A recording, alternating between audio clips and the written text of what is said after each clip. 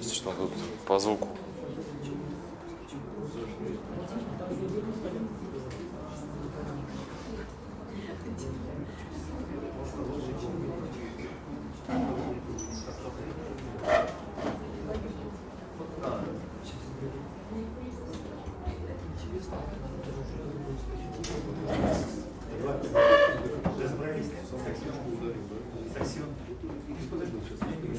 Сказали, что в 3 часа уже будет поздно. Да? Что тут?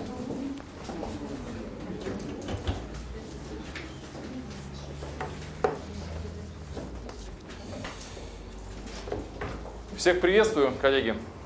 Спасибо, что уделили времени. Как это у нас называется? Брифинг, да? Временно исполняющий обязанности главы Удмуртской республики. Несколько дней назад, в общем-то, был месяц, как я в должности временно исполняющего обязанности главы. Мы изначально решили провести встречу с журналистами после 9 мая. Как бы такая отсечка, все-таки это ключевое было и важнейшее мероприятие. Поэтому вот я перед вами готов общаться. Меня тут обвесили проводами. Вступление стоя, потом, наверное, сидя. Давайте договоримся, как построим работу.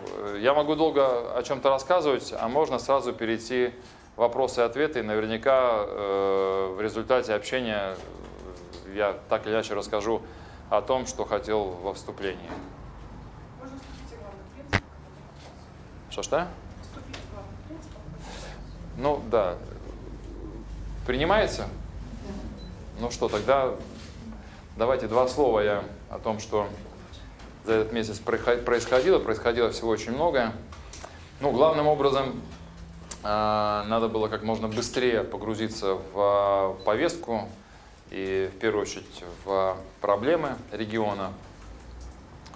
Я не могу сказать, что полностью погрузился. Это, наверное, за месяц нереально, но по самым проблемным направлениям это бюджет, это здравоохранение и дорожное хозяйство и транспорт. В общем-то, я уже вник. Соответствующие и кадровые, и управленческие решения вы видите. Что касается здравоохранения, дорожного хозяйства и транспорта, было принято решение мною вывести эти направления в казначейское сопровождение всех контрактов. Это означает, что специальная такая группа, если на пальцах объяснять, в составе Минфина будет дополнительно еще со своей стороны проверять ценообразование, целесообразность проведения тех или иных работ по вот этим двум направлениям. Ну и понятно, что министр транспорта у нас уволился и, значит, министр здравоохранения. К обоим у меня, в общем-то, были, я считаю, обоснованные претензии. Если министр транспорта сам написал заявление об увольнении, понятно, в том числе по каким, в силу каких обстоятельств, то с министром здравоохранения мы попробовали поработать. Изначально были заданы несколько ключевых вопросов, в том числе относительно оптимизации. Информация, которую предоставил министр, информация, которую я снял с регионов, с территории, она сильно расходилась. Поэтому мы решили дальше не работать с господином Тюршиным. Что касается бюджета, я уже говорил, выступая на сессии Государственного совета, о том, что у нас есть проблемы с дисциплиной, с исполнением, с организацией бюджетного процесса. Несколько соглашений с Российской Федерацией, в соответствии с которой нам переданы полномочия и субвенции, или же заключены соглашения на предоставление бюджетных кредитов, нами были нарушены Это, естественно, выводит нас, я имею в виду республику, в число таких, скажем так, ну, явно не фаворитов и не передовиков в этом смысле. У нас из-за этого достаточно серьезные есть проблемы с бюджетом. Вы знаете, что мы вследствие нарушения соглашения о предоставлении бюджетного кредита должны вернуть 14,6 миллиардов рублей. Понятно, что в текущем режиме это сделать очень сложно. Нет такой суммы, что называется, на остатках. Надо брать кредиты в банках. Мы провели переговоры в Министерстве финансов Российской Федерации с Евдокимовым Станиславом Петровичем. Я благодарен Силуанову Антону Германовичу, что они пошли нам навстречу. Мы этот пройдем, я уверен, момент максимально безболезненно для бюджета, с минимальными потерями. В дальнейшем, конечно, у нас есть здесь главные задачи какие? Это наладить порядок, дисциплину исполнения бюджета. И одна из первоочередных мер – это заместить те коммерческие кредиты, их достаточно много, там 20 с лишним миллиардов рублей, на обслуживание мы больше 3 миллиардов тратим, заместить их на бюджетные кредиты. Я на этом, наверное, остановлюсь и предлагаю перейти к вопросам-ответам. Еще мне водичку можно? Или все, уже исчерпывающая информация? Да, вы представляетесь, мы в таком... Григорий Гухов, Российская газета. Скажите, пожалуйста, встречались ли вы уже с бизнесом республики и какие предложения вы готовите для бизнесменов, предпринимателей, чтобы они возвращались и регистрировались здесь, в регионе, а не в соседних краях?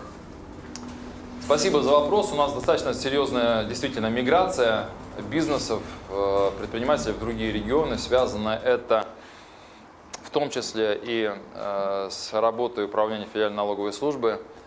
С господином Гуриновым мы встречались несколько раз. Ситуация по тем эпизодам, по тем предпринимателям, которые решили перерегистрироваться, она неоднозначная, я вам точно скажу. Я вник практически во все такие кейсы, во все истории. Ну, у нас есть предприниматель, который практически вообще не платил налогов. Ему вышли на проверку, предъявили, сначала была профилактическая работа, значит, он не внял, в течение года вышла проверка, доначислила не очень большую сумму, опять же в формате, значит, профилактики. Он решил перерегистрироваться. Но вот с такими предпринимателями мы выстраивать отношения не будем, потому что мне, знаете, бизнес ради того, чтобы он просто был прописан в республике, но при этом не платил налогов, ну, наверное, это ни вам, ни мне не интересно. Но есть и другие ситуации, когда действительно можно было какой-то дать период на изменение, значит, там, финансово-хозяйственной деятельности.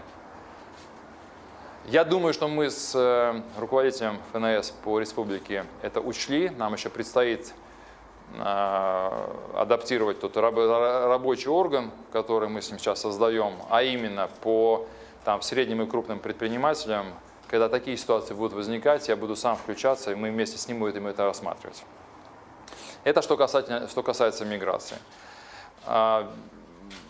Одно из главных направлений работы моей и правительства, да и вообще всех чиновников в Удмуртии, это должно быть развитие экономики. При благоприятных таких стечениях обстоятельств, а именно росте загруженности предприятий военно-промышленного комплекса, развивается неплохо сельское хозяйство и животноводство, мы понимаем, что при этом серьезные успехи в развитии малого бизнеса, в появлении высокотехнологичных инновационных компаний среднего бизнеса мы похвастаться не можем. Мало того, я могу сказать, что мы не можем похвастаться объективно и в направлении привлечения инвестиций. Здесь, если не нулевая отметка, то такая около нуля. Почему мы для себя это выяснили? 26 апреля мы вот в этом же зале встречались с руководителями бизнес-сообществ. Для себя определили месяц работы до Дня предпринимателя, до 26 мая, в течение которого я встречаюсь с каждой организацией, с активом. И как результат мы должны сделать что? Первое. 26 мая мы к Дню предпринимателя должны некую утвердить дорожную карту, которая позволит улучшить предпринимательский и инвестиционный климат, упростить, естественно, процедуры вхождения инвесторов в регион, актуализировать те программы поддержки, которые есть, сделать акцент на наиболее успешных и наоборот, то, что у нас, как сказать, для галочки или для балласта, от этого избавиться. 26 мая должен для нас стать таким промежуточным итогом. В итоге мы выходим в июле, начале августа на концепцию развития, экономического развития республики, на карту инвестиционных возможностей. И до этого времени мы должны упростить те процедуры, о которых я говорил. К примеру, если вы сейчас захотите в республику инвестировать, вот я не случайно позвал Александра Свинина, который мой проектный офис такой возглавляет по всем направлениям. Сколько у нас времени и сколько инстанций проходит предприниматель? 45-60 дней и может доходить до 10 инстанций. Это, например, агентство инвестиционного развития. Дальше оно передает его в соответствующее министерство. Поскольку проект находится на пересечении двух министерств, в то министерство. Но самое интересное, что через 45-60 дней вы не вкладываете уже деньги и не реализуете проект. Вы только получаете бумагу, что вы этот круг прошли, и дальше ваш проект готовы на экспертизу выносить. Ну, то есть понятно, что мы сделали максимально все для того, чтобы инвестиции в Удмуртию не шли. Это не претензия команде, которая это делает, ни в коем случае. Мы работаем вместе. Но что нам нужно сделать? Мы разработали модель такого единого окна и для предпринимателей, которые работают в Удмуртской республике, и для потенциальных инвесторов. То есть это некий фронт-офис, куда человек может обращаться, и его потом не перекрасируют. Вы идите в Минпромторг или вам в Министерство сельского хозяйства. Ответственное лицо в этом фронт-офисе собирает для него документы, коннектит и помогает ему в кратчайшие сроки, пока мы не говорим еще о времени, но это точно там не более 2 недель. Он должен получить все необходимые там документы, понимание, экспертизу, аналитику и так далее. Мы должны стремиться к этому. Вот то, что мы должны получить к июлю месяца в направлении экономики. Если я ответил на вопрос, да, еще очень важный вопрос. У нас, почему мне важно встретиться с бизнес-сообществами? У нас есть ассоциация развития, вы знаете, да, туда входят главы предприятий, в основном военно-промышленного комплекса.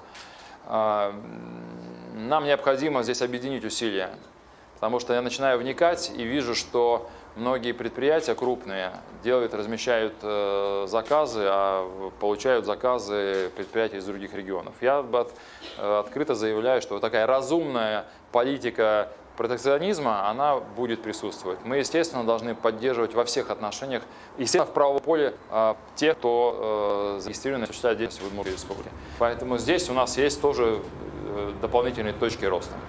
Есть уже понимание, представление, как инвесторы хотят какие республики, может, с вами...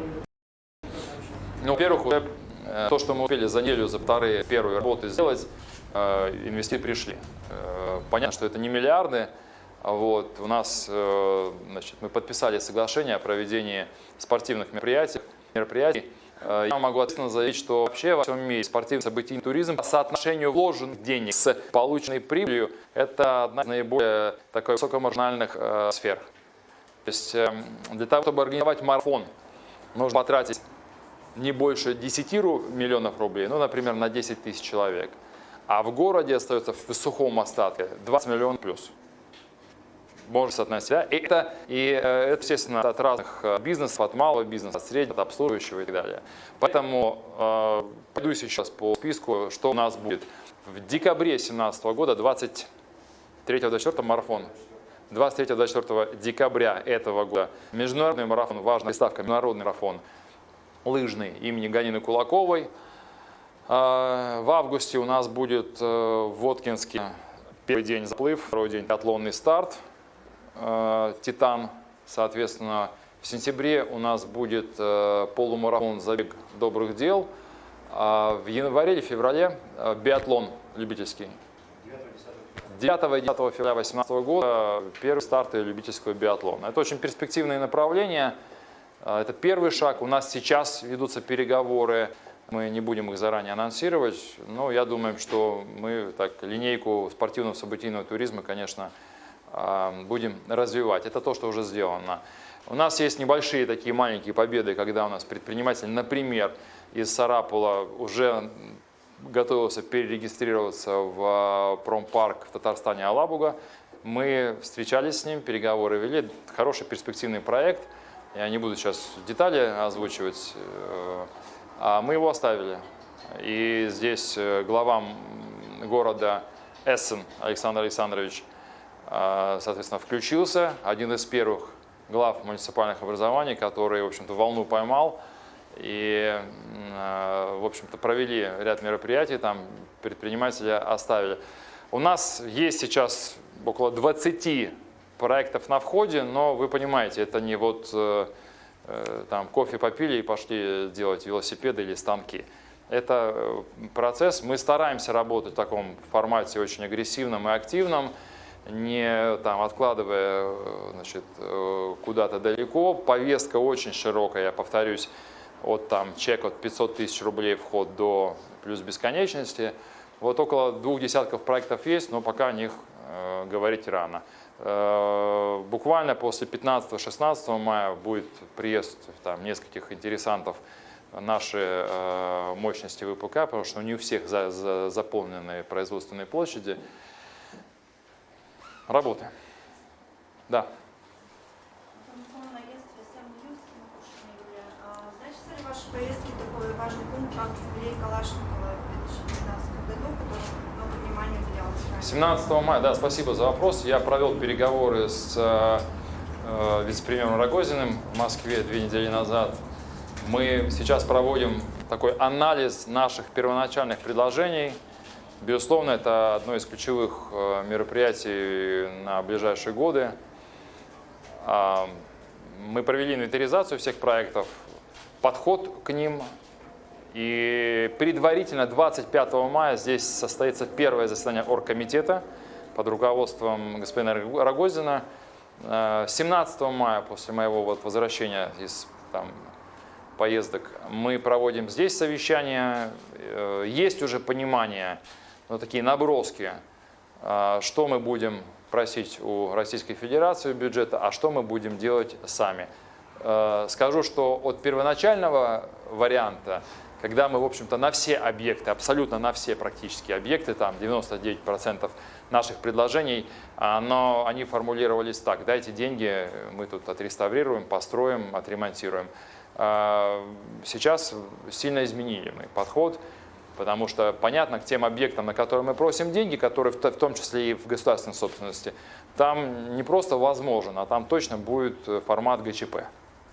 То есть имущественный комплекс строения Ижмаша, да, начиная с центральной башни. И вот, конечно, там это прекрасная логистика, центр города. И с учетом того, что у нас нет экспо, есть потребность в музее, есть потребность там во многом чего, конечно, мы уже сейчас прорабатываем эту тему привлечения инвесторов в этот проект.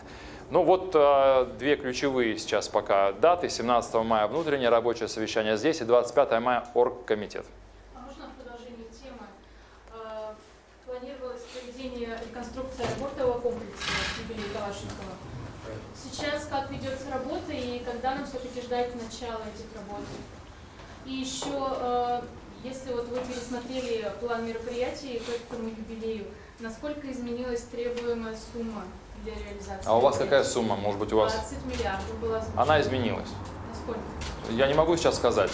У нас есть ответ «нет» на 20 миллиардов. И посмотрев наш подход, я могу честно сказать, он неправильный. Дайте 20 миллиардов, мы дороги заасфальтируем, еще что-то. Ну, послушайте, вы сказали про аэропорт. Это в моем перечне вопросов и задач это в топ-3 входит. Почему? Потому что удобная логистика с линейкой ценовой шире, чем в Ижаве, это ключ к развитию, безусловно.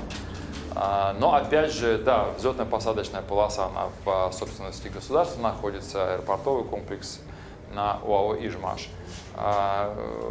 С учетом того, что мы получили ответ от Минтранса, и нас финансирование перенесли на более поздний срок, то есть планировалось в 2017 году проект мы делаем, в 2018 уже начинаются первые деньги, в 2019 там окончание.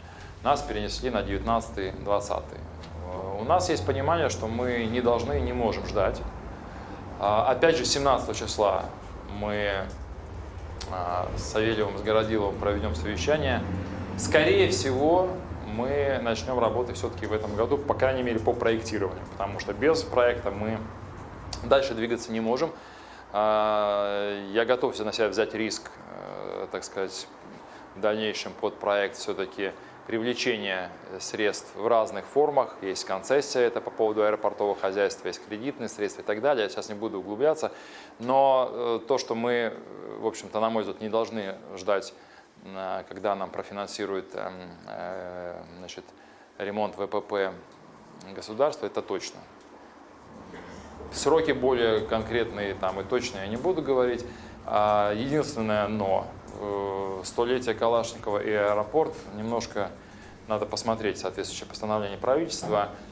Там есть специальное постановление, которое регламентирует, вернее, которое определяет, под какие к памятным датам, на что может федерация давать деньги.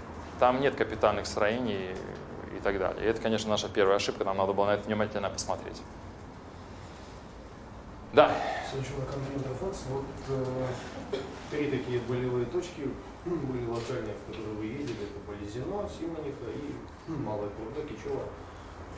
Как развивается там ситуация, где решения приняты, вот, в частности по Болезино, если дорожная карта уже со сроками, там, когда будет по медицине решены вопросы, по остальным, можно ли как-то вот об этом рассказать? Да, спасибо. Давайте один из главных моих принципов, который придерживаюсь в работе, если есть проблема граждан здесь и сейчас, то ее нужно решать здесь и сейчас, а не перекладывать бесконечные поручения, планы и так далее.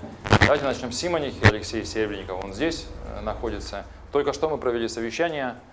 Совещание было спровоцировано его постом в социальных сетях, где частично, ну, во-первых, спасибо, надо открыто вести эту работу, чего я и придерживаюсь.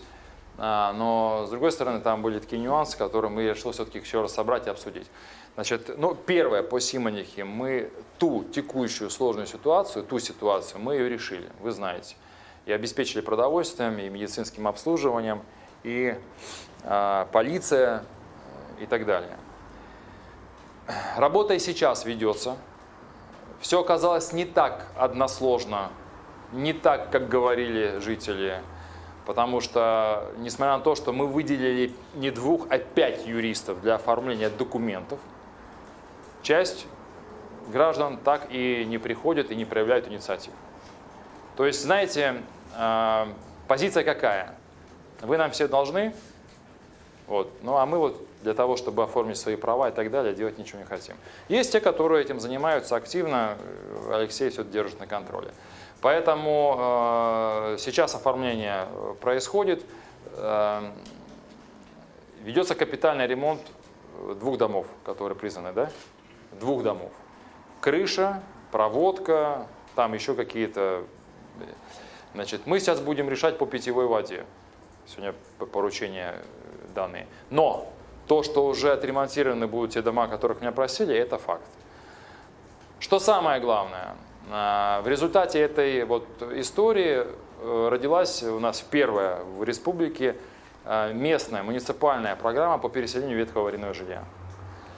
Если вы помните, я совещание проводил прямо в Сарапуле и попросил коллег выйти за рамки, обозначенные федеральным законодательством, и перестать ждать денег федеральных, когда продолжится эта программа. У людей проблемы вот они сейчас, и мы их должны стремиться сейчас решать.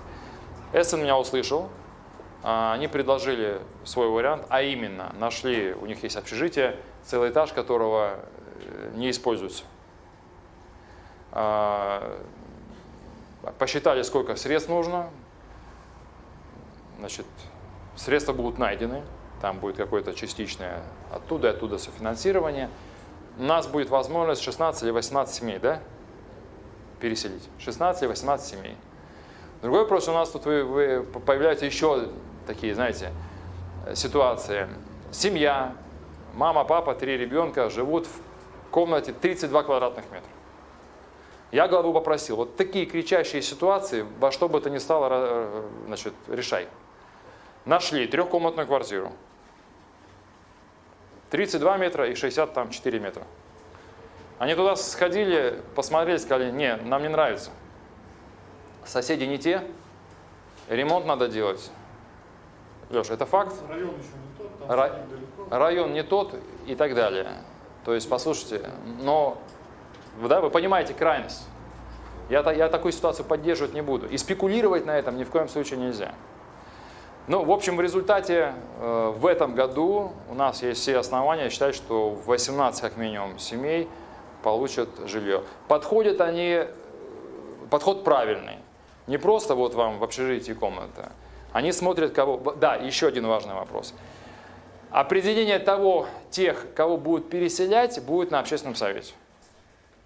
То есть, чтобы люди видели, потом не было, да он там брата, свата и так далее.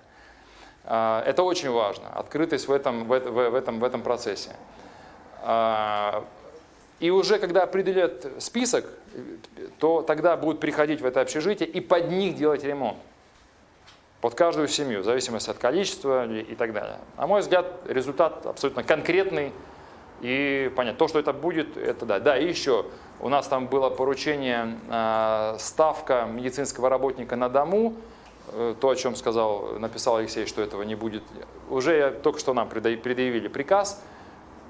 Значит, такая ставка включена. У них там будет вот эта женщина, которая там живет. И мы платить будем деньги ей.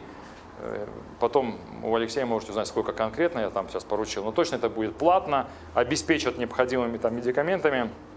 То есть, если я ничего не забыл, по Симонихе мы все, что обещали, мы выполнили.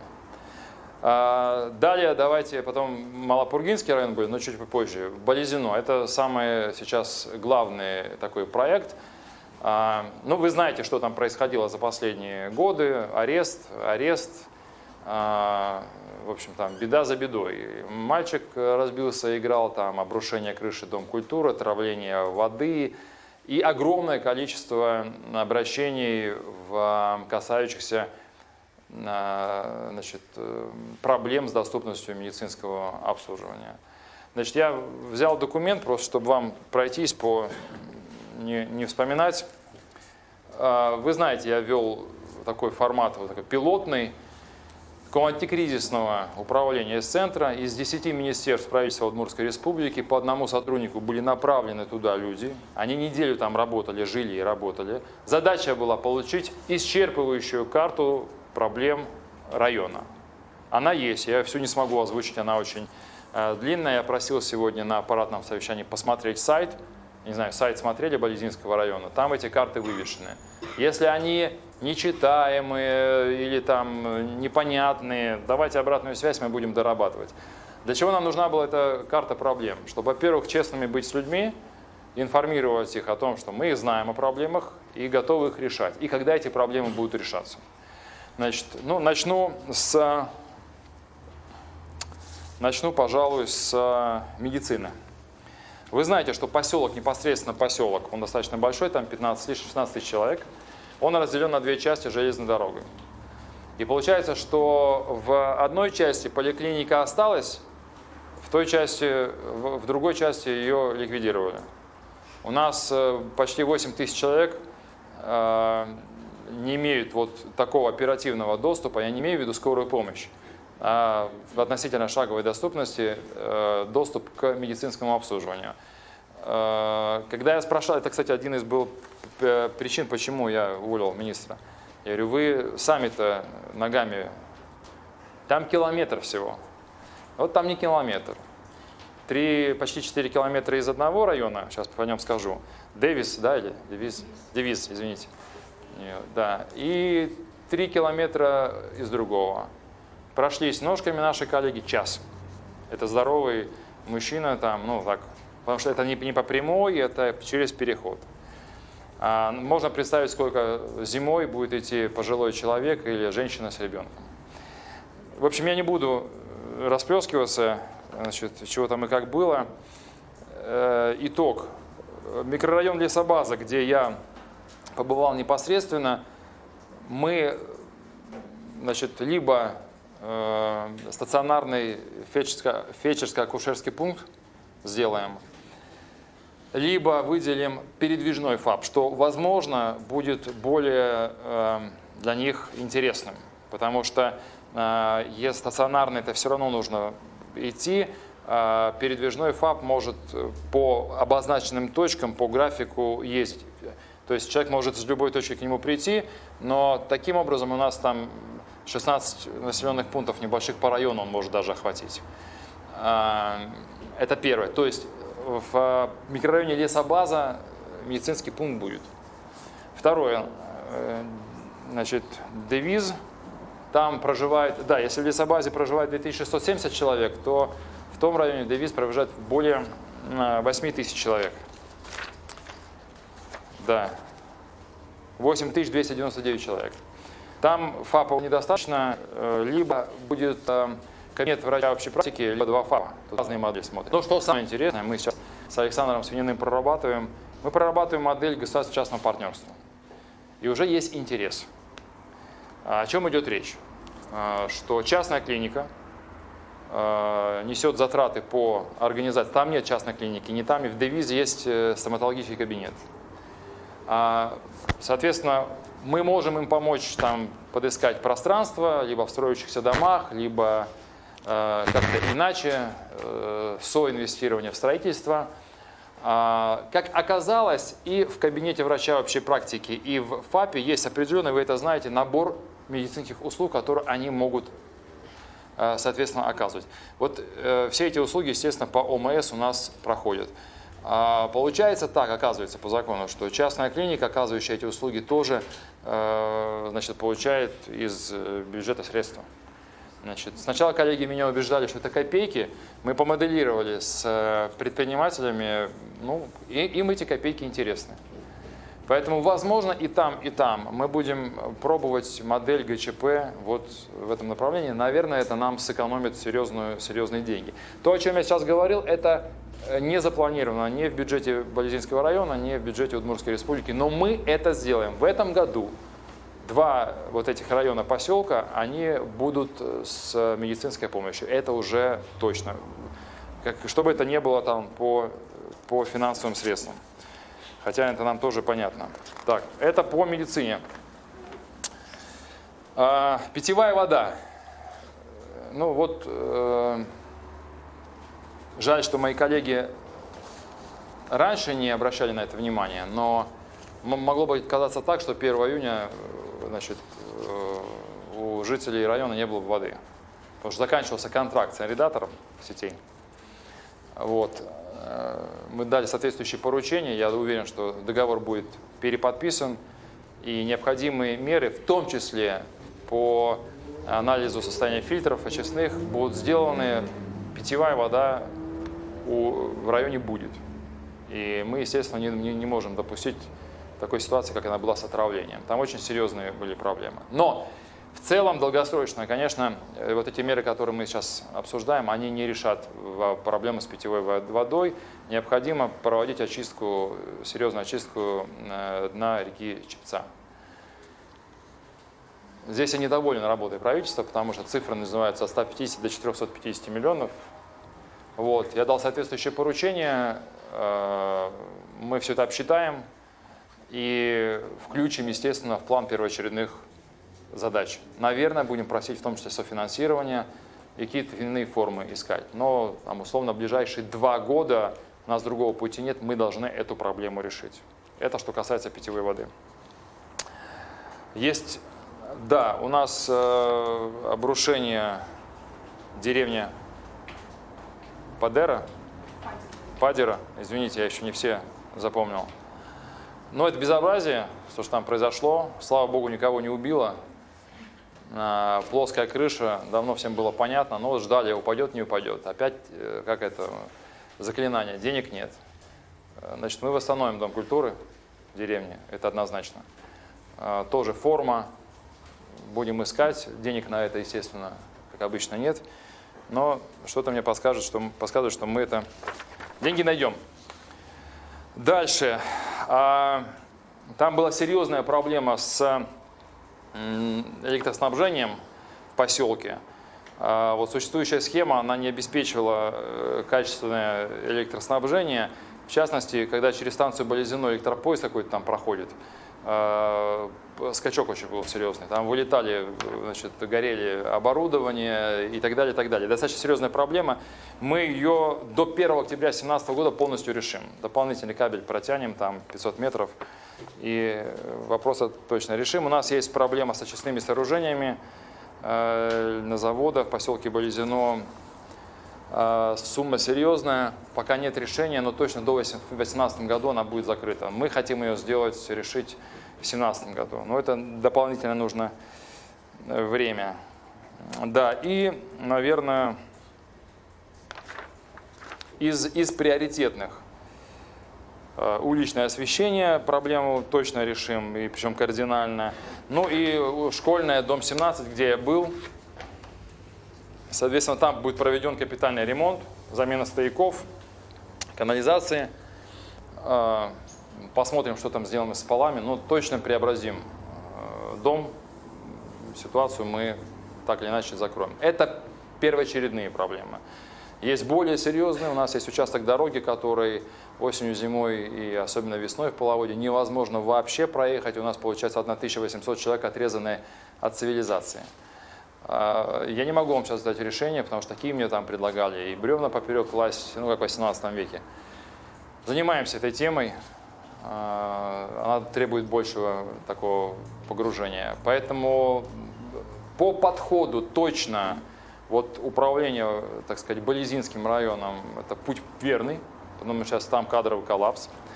Мы будем продолжать также заниматься этим районом. Сейчас будем подключать другие районы. Сейчас скажу про Малопургинский район. Вот. И, пожалуй, это будет первый муниципальный район, где главу будут выбирать не из числа депутатов, а по конкурсу. По решению комиссии. Для этого мы в ближайшее время объявим конкурс. Он будет открытый. Касаться он будет, в общем-то, всех, кто видит в себе, значит, так сказать, талант, способности, возможности. Но мне очень хочется, чтобы тот человек, которого комиссия выберет, он понимал, что не вот дали кусок огорода, значит, снимай урожай, а это долгосрочная перспектива, минимум 3-5 лет, чтобы из района, в котором все сыпется, сделать стабильный, с комфортным проживанием и с какой-то перспективой. Поэтому в ближайшее время объявим конкурс. У нас есть грамотные, интересные управленцы на уровне сельских поселений. Я думаю, что мы сможем найти человека амбициозного, заряженного на такой вызов. Ну и последнее. Болезинский район, я скоро снова приеду. Буду собирать бизнес. Александр улыбается. Тебе понравилось? Да. Ну вот, поедем. Будем собирать бизнес. Для чего? Конечно, с предпринимателями нужно выстраивать партнерские отношения. Сейчас у нас в этом направлении есть проблема. Вот у нас около поликлиники, единственной поликлиники в поселке, нет остановки, по сути. Там пешеходного перехода нет и так далее. Ну, ждали, когда глава включится. Теперь, оказывается, все это можно сделать, и все быстро бегают. Но знаете, как решение по остановке? Вы там частника нашли в магазине, заходит к нему, нужно остановку сделать. Ну, как бы он не очень там к этому как-то относится, понимаете? Но вот этот подход точно надо ломать. Потому что люди, у нас нормальные люди, они готовы сообща что-то делать. Но когда ты их партнер, не когда ты их нагибаешь. Поэтому я буду общаться с предпринимательским сообществом, будем думать, какие мы вопросы, проблемы. Вот то, что я осветил, это топов, да? Огромное количество задач и вопросов. Школы, там ремонт есть от окон до крыш. Вот. Я хочу это обсудить вместе с бизнесом. Ну и некоторые объекты я перепроверю. Что касается Болезинского района, ну и Малопургинский район, закончим им. Там есть уголовные дела в отношении главы и ее заместителя. Почему так?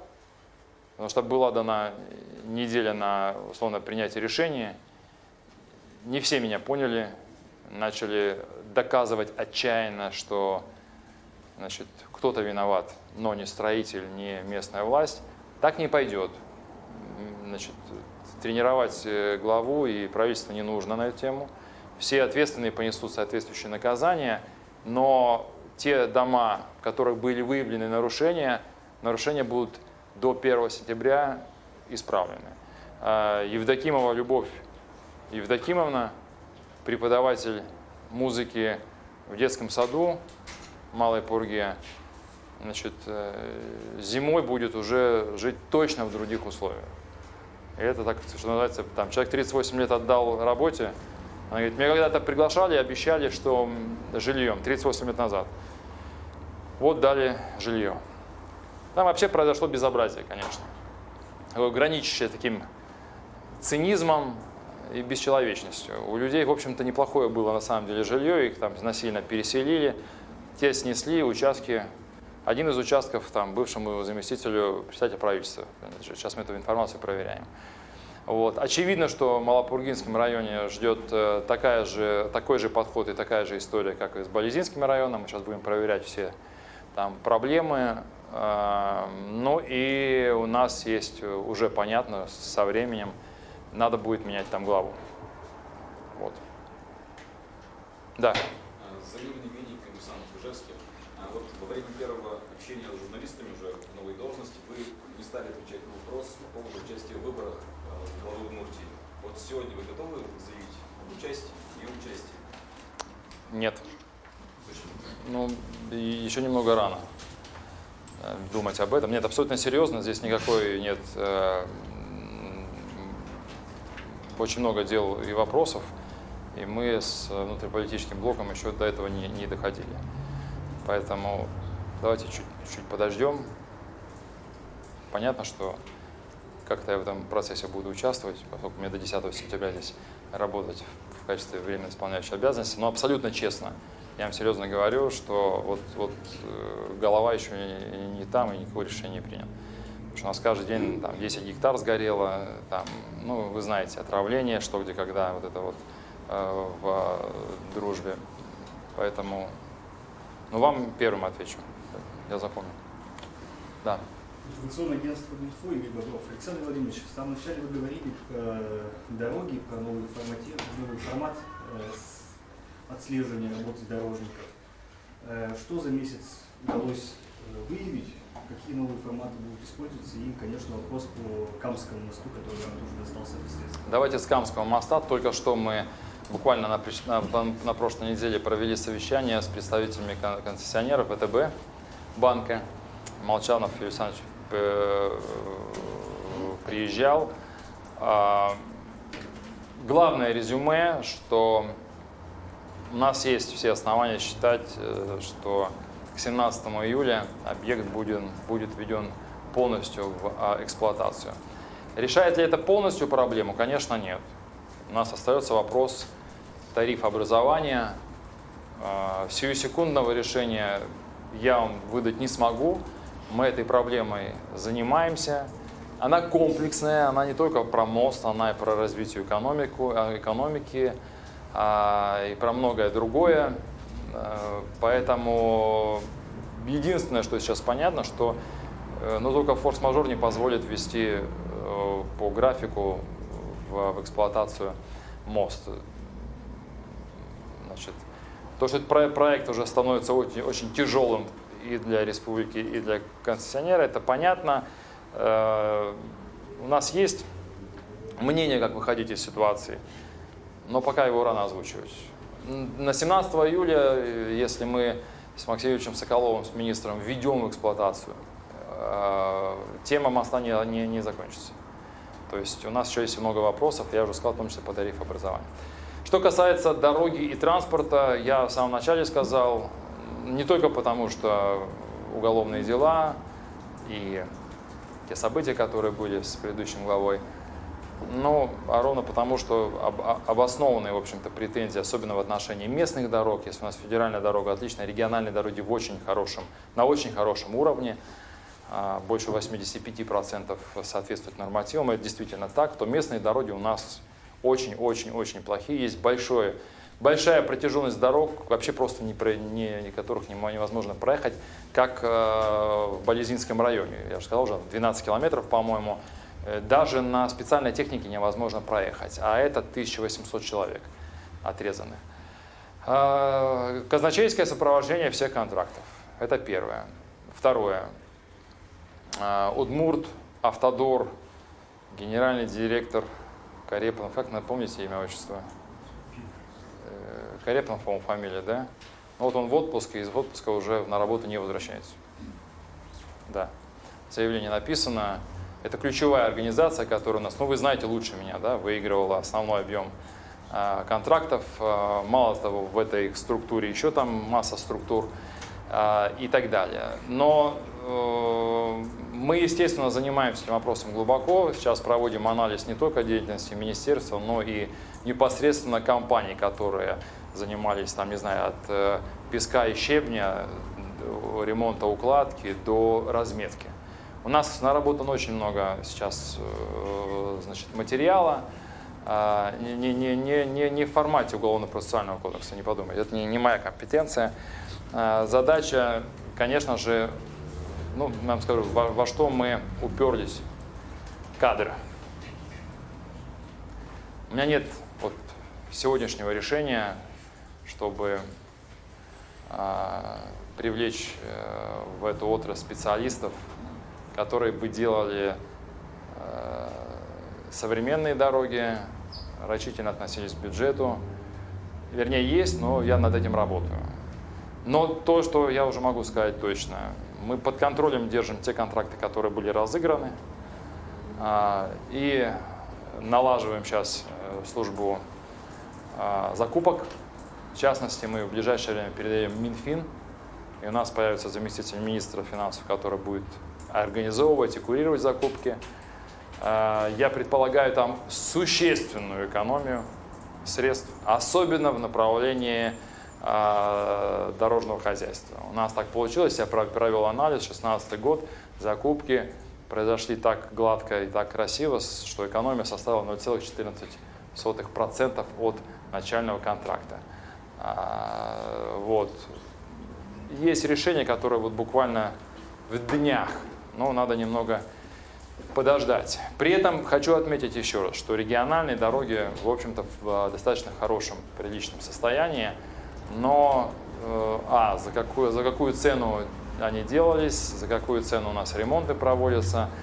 Значит, у нас есть взаимоотношения с Министерством транспорта, Минтрансом России, и они не очень хорошие. Мы не исполнили, как это у нас вводится, соглашение с Федерацией. Нам пришлось более 800 миллионов вернуть. Сейчас мы их пытаемся получить обратно. Все это показывает непрофессионализм тех людей, которые у нас управляли дорожной отраслью, дорожным хозяйством. Да.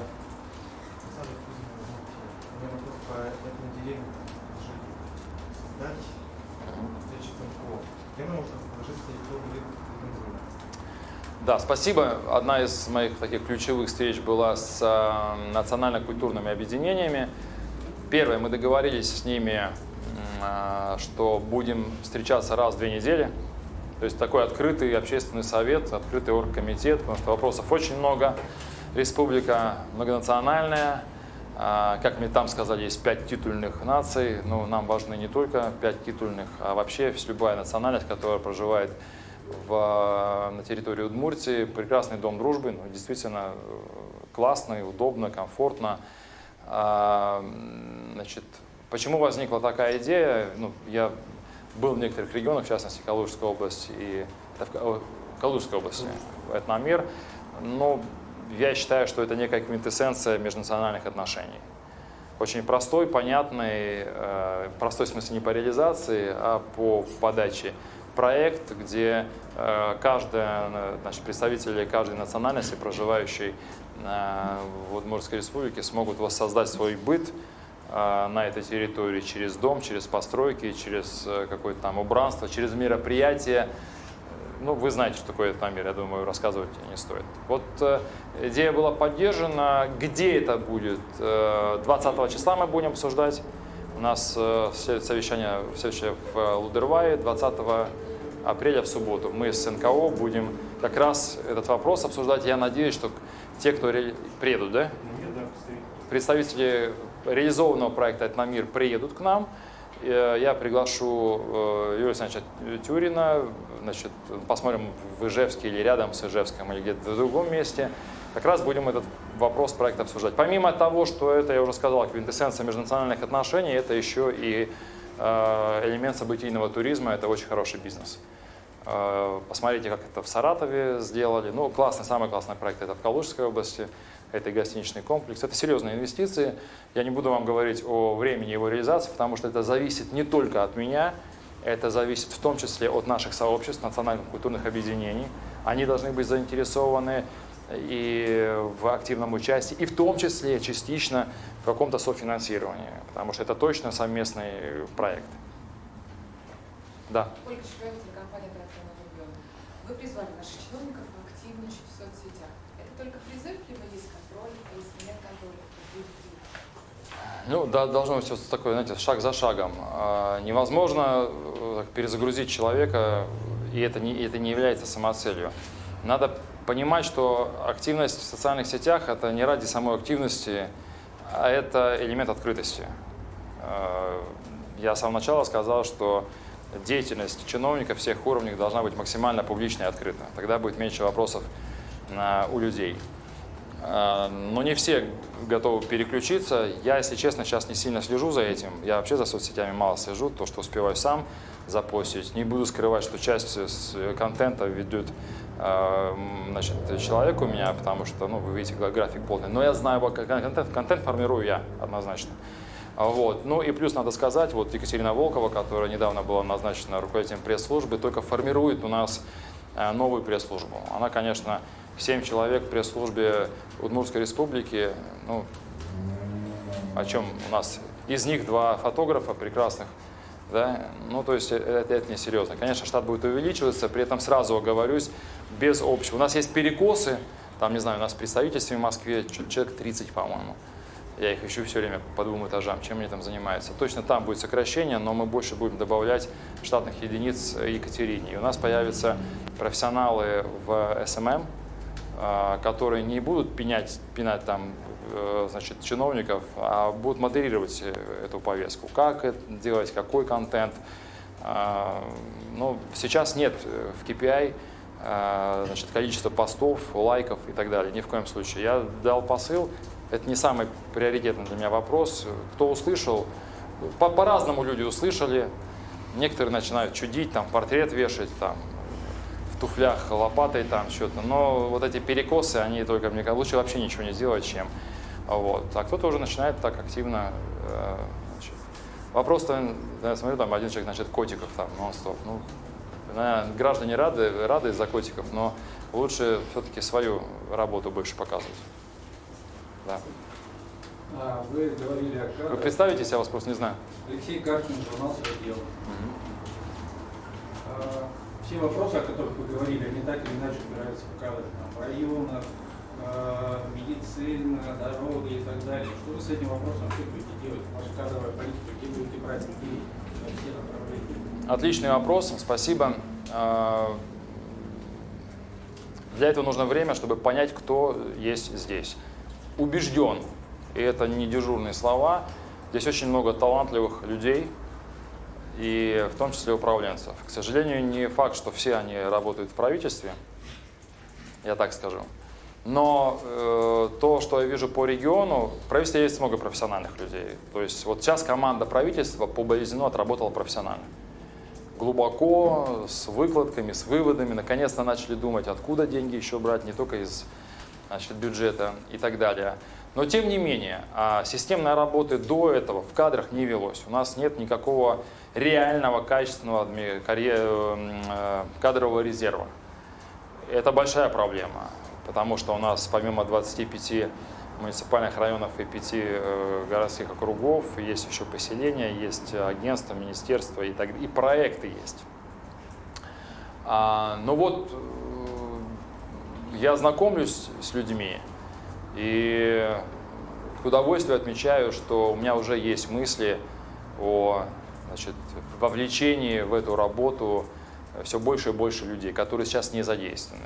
Вот даже так думал, говорить, не говорить. Вот я сделал сегодня предложение, не сегодня, сегодня мы утвердились, чуть ранее, Алексею Серебренникову. Вот, значит, вот он допрыгался, значит, дореволюционировал.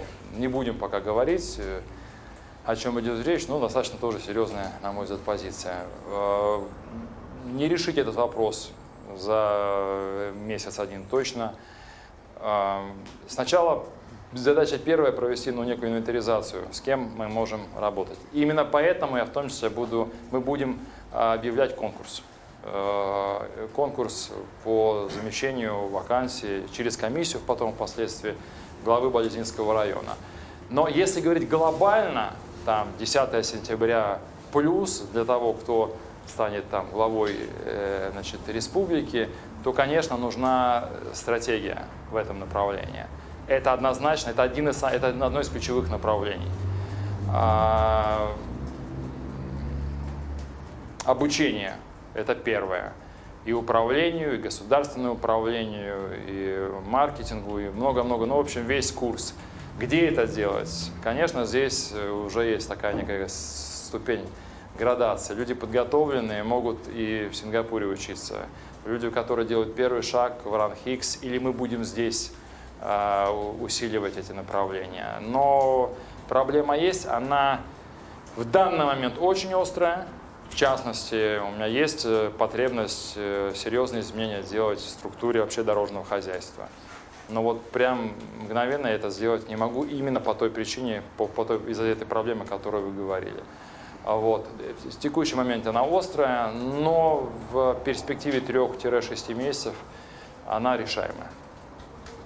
Последний вопрос, у нас. Да. Расскажите, пожалуйста, о перспективах реализации проекта наставничества. Да, классно, спасибо. Да, наставничество. Ну, опять же, в этом зале мы общались с всеми теми, кому не все равно судьба трудных подростков. У нас 16 детских домов, 11 мест, где люди отбывают наказания свои в виде лишения свободы.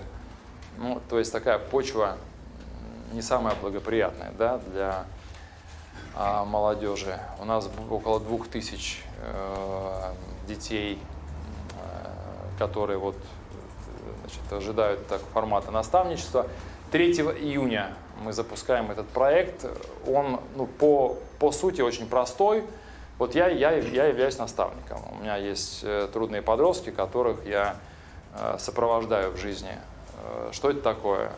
Это не только и не столько момент, когда они находятся в детском доме или в специальном учреждении. Я в основном наставничаю над теми, кто совершил уже правонарушения, кражи, разбои, угроза убийством. И, ну, сложно сказать, назвать, они помещены в специальные коррекционные или специальные учебные заведения. Так вот, это не только шефство там они с коллективом. Зачастую это еще более важно, когда они выходят оттуда. Потому что процент рецидива больше 80%. То есть мы понимаем, что человек, вышедший из этого учреждения, через буквально там месяц, 2, 3 возвращается в него, потому что для него эта среда агрессивная, она недружелюбная, он ее не понимает.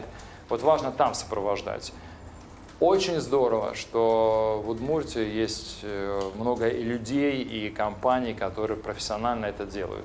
Я и с главой МВД, с Александром Сергеевичем Перухиным поговорил, у него есть классный проект, и с Фанилом Газисовичем, это гендиректор Купола, у них целая программа из социального лифта. Мы все это должны объединить в единый проект, в единую концепцию, и с помощью Кузнецовой Анны Юрьевны, уполномоченной по правам ребенка, Владимира Васильевны, министра образования, и Светланы Чупшевой, главы ОСИ, хотим запустить этот пилот в Удмуртии, чтобы в дальнейшем его транслировать на всю Россию.